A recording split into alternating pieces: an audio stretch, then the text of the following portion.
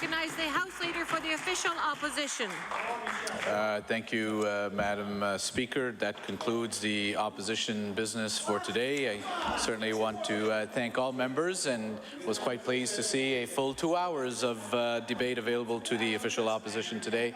But I would now call upon the Deputy Government House Leader to give us business and hours for tomorrow. Merci.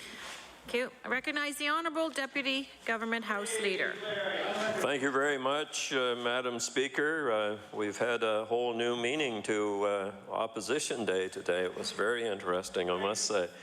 The House hours tomorrow, Madam Speaker, will be from 2 p.m. to 6 p.m. A very exciting day in the House it will be because it is Budget Day in Nova Scotia. That will be resolution number 39, the estimates.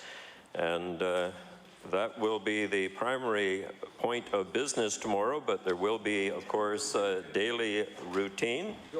And bill number 32 will be called. And I'll also throw in address in reply, but probably not necessary. Thank you very much, Madam Speaker.